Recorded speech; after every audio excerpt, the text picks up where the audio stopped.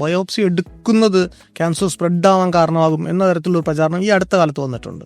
അതിൻ്റെ ഒരു യാഥാർത്ഥ്യം എന്താണ്? അല്ല, കുറേ നാളായിട്ട് അത് നമ്മൾ സോഷ്യൽ മീഡിയയിലൊക്കെ നോക്കുവാണെങ്കിൽ ബയോപ്സി എടുക്കരുത്, ബയോപ്സി എടുത്തു കഴിഞ്ഞാൽ ക്യാൻസർ സ്പ്രെഡ് ആകും എന്നുള്ളൊരു കൺസെപ്റ്റ്, ആ ഒരു കൺസെപ്റ്റ് അല്ല, ഒരു റോങ് നോഷൻ നമ്മുടെ എല്ലായിടത്തും കിടന്ന് സർക്കുലേറ്റ് ചെയ്യുന്നുണ്ട്.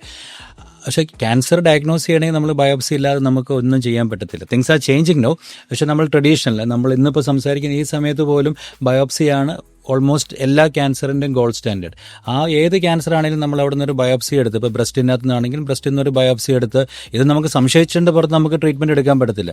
ഇത് ക്യാൻസർ ആണെന്ന് നമ്മൾ കൺഫേം ചെയ്യണം. ഒന്നാമത്തെ കാര്യം. ബയോപ്സി എന്നുള്ളതെന്ന് പറഞ്ഞാൽ ബയോപ്സി നമ്മളെ ക്യാൻസറിൻ്റെ അകത്ത് നമ്മൾ ചെറിയ പീസ് എടുക്കുന്നത്, അതായത് ഒരു ട്രൂ കട്ട് ബയോപ്സി ആയിരുന്നു. നമ്മൾ സിമ്പിളായിട്ട് നമ്മൾ ആദ്യം പറഞ്ഞ് ബ്രസ്റ്റ് ക്യാൻസർ വെച്ച് പറഞ്ഞതുകൊണ്ട് ഇപ്പോൾ ബ്രസ്റ്റിലൊരു മുഴയുണ്ടാകും.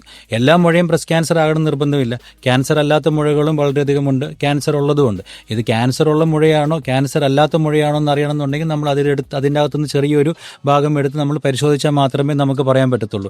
സ്കാനിൻ്റെ അകത്ത് നമുക്കിതാകാൻ സാധ്യതയുണ്ട് എന്ന് മാത്രമേ നമുക്ക് പറയാൻ പറ്റത്തുള്ളൂ.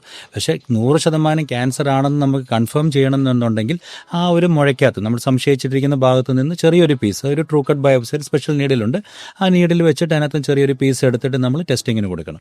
അപ്പോൾ നമുക്ക് കൺഫേം ചെയ്യാൻ പറ്റും. രണ്ടാമത്തേത് ക്യാൻസറിൻ്റെ മോളിക്കുലർ സ്റ്റഡീസ് നടത്തണമെങ്കിലും ഈ പറഞ്ഞിട്ടുള്ള ടെസ്റ്റുകൾ വേണം. അത് ശരീരത്തിൻ്റെ ഏത് ഭാഗത്താണ്, ഇപ്പോൾ ലങ്സിലാണെങ്കിൽ ലങ്സിൻ്റെ അകത്ത് നമ്മൾ ബയോപ്സി എടുക്കണം, കുടലിലാണെങ്കിൽ എൻഡോസ്കോപ്പി അല്ലെങ്കിൽ കൊളനോസ്കോപ്പി ചെയ്തിട്ട് നമ്മൾ ബയോപ്സി എടുക്കണം.